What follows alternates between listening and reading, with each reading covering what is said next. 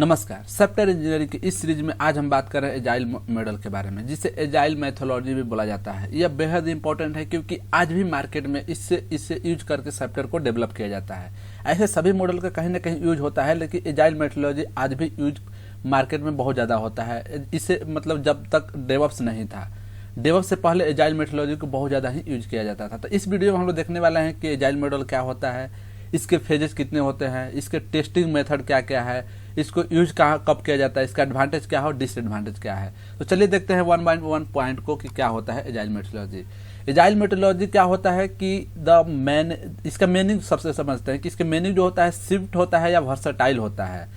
यह क्या करता है कि आपके जो प्रोसेस मॉडल होता है, सॉफ्टवेयर प्रोसेस मॉडल होता है, वो स्मॉल पार्ट में आपके कामों को डिवाइड कर देता है।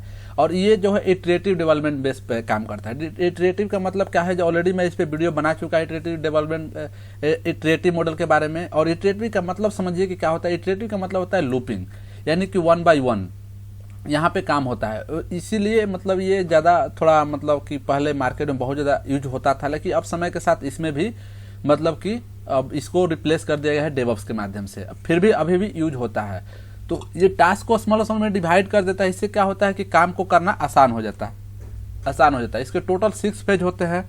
जो पहला फेज होता है रिक्वायरमेंट, जो कि सभी मॉडल जितने भी आप पढ़ेंगे उसमें सभी का जो पहला फेज होता है रिक्वायरमेंट होता है मैक्सिमम टाइम में।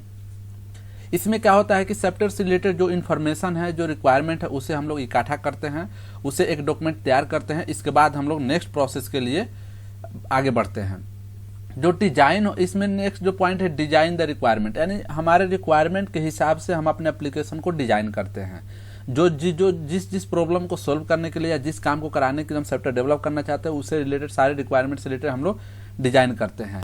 नेक्स्ट जो होता है कंस्ट्रक्शन या इटरेशन। यहाँ कंस्ट्रक्शन एक वर्ड आया है जो कि सॉफ्टवेयर के फील्ड में आपको ये सुनने को नहीं मिलेगा। यहाँ पे मैक्सिमम सुनने को मिलता है आपको, यानी कि डेवलप, डिजाइन, कोडिंग, इस टाइप से। तो कंस्ट्रक्शन का मतलब जो आपको सिविल में ज़्यादा सुनने को मिलता है, तो यहाँ पे बनाना होता है, यानी तो या आपका है डिजाइन करना, डेवलप करना, तो वही मैं बनाने। यहाँ पे क्या करते हैं हम लोग, कोडिंग करते हैं। यानी जो सॉफ्टवेयर टीम होती है वहाँ पे ये मतलब कि कोड करता है उससे रिलेटेड जो रिक्वायरमेंट हमारा होता है। नेक्स्ट होता है टेस्टिंग। जब हमारा सॉफ्टवेयर बन जाता है, जहाँ पे अगर कोडिंग हो गया तो मेन सॉफ्टवेयर वही होता है जहाँ कोडिंग करने के बाद ही। तो आप लोग समझ रहे होंगे कि कोडिंग का कितना इंपॉर्टेंस है। और कोडिंग के लिए किसी न किसी एक पार्टिकुलर लैंग्वेज को आपको आना चाहिए, C++, जावा, कोई भी। इसके बाद टेस्टिंग होता है। टेस्टिंग में यूनिट टेस्टिंग होता है, सिस्टम टेस्टिंग होता है, कंपोनेंट टेस्टिंग होता है, आपका एक्सेप्टेंस टेस्टिंग होता है। जो हमारा एप्लीकेशन है, जो जिस काम के लिए बना है, उसे टेस्ट सही हो रहा है कि नहीं हो रहा है। नेक्स्ट है डिप्लॉयमेंट और फीडबैक। जब हमारा एप्लीकेशन बनकर तैयार होता है, टेस्ट हो जाता है, तो हम उसे डिप्लॉय कर देते हैं। इसके बाद फीडबैक कि क्या मेरा एप्लीकेशन सही तरीके से काम कर रहा है या नहीं कर रहा है। अब यहाँ पे जो मेन पॉइंट्स है कि एजाइल टेस्टिंग मेथड, इसमें क्या होता है, स्क्रम।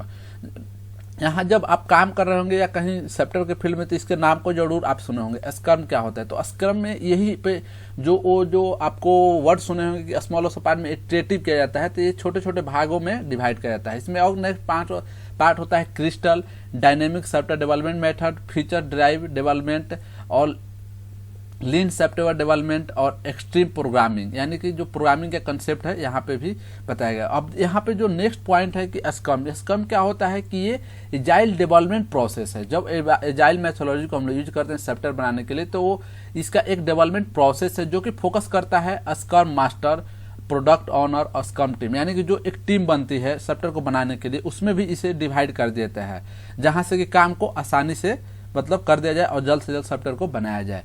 क्रिस्टल में भी अलग अलग फेज होते हैं, जैसे कि यहाँ पे है कैरेक्टरिंग, साइक्लिंग, डिलीवरी, वार्प अप। और जो डायनेमिक सॉफ्टवेयर डेवलपमेंट मेथड होता है, ये क्या होता है कि is a rapid application development strategy for the software development and gives A agile project distributed structure. यहाँ पे स्ट्रेटजी एक वर्ड आया है, जो कि स्ट्रेटजी आपके लाइफ में भी होता है और सॉफ्टवेयर डेवलपमेंट के प्रोसेस में भी कुछ स्ट्रेटजी, कुछ मैथोलॉजी, कुछ प्रोसेस को अपनाकर ही सॉफ्टवेयर को डेवलप किया जाता है। इसके बाद नेक्स्ट जो है कि drive development, FDD, and this method focus on the, यहाँ पे जो मेन काम होता है डिजाइनिंग और बिल्डिंग द फीचर्स। जो हमारे एप्लीकेशन से रिलेटेड जो फीचर्स होते हैं, क्या क्या फंक्शनलिटी हम लोग प्रोवाइड करने वाले हैं, कौन कौन से फंक्शन पे हम लोग काम करने वाले हैं, वो सारी चीज़ यहाँ पे आपको फोकस करके इसमें डिजाइन किया जाता है।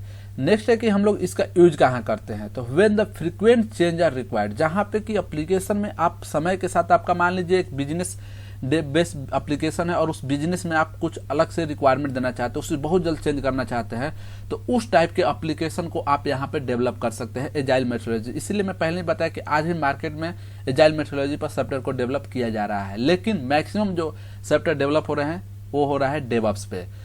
नेक्स्ट पॉइंट है when a highly qualified and experience team is available, जब आपके यहाँ पे जो फ्रेशर होते हैं वहाँ पे उस टाइप के जो इंजीनियर होते हैं इस प्रकार के एप्लीकेशन, इस प्रकार के मॉडल को यूज करके एप्लीकेशन डेवलप नहीं कर सकते हैं।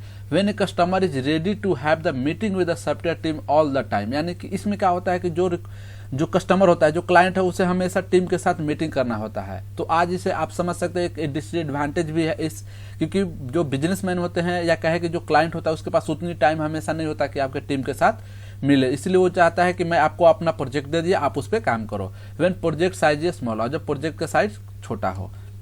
नेक्स्ट इसका एडवांटेज क्या है, तो आप ऑलरेडी समझ गए कि जब फ्रीक्वेंट डिलीवरी हो, यानी बहुत से जल्द इससे मतलब हमें चाहिए। दूसरा है face to face communicate with the client, यहाँ पे क्लाइंट के साथ, ये एडवांटेज भी है इसका, डिसएडवांटेज भी है। अगर फेस टू फेस मिलेंगे तो आपका एप्लीकेशन आपके साथ मतलब देखते रहेंगे कि जो मेरा रिक्वायरमेंट है उसके हिसाब से सही बन रहा है नहीं बन रहा है।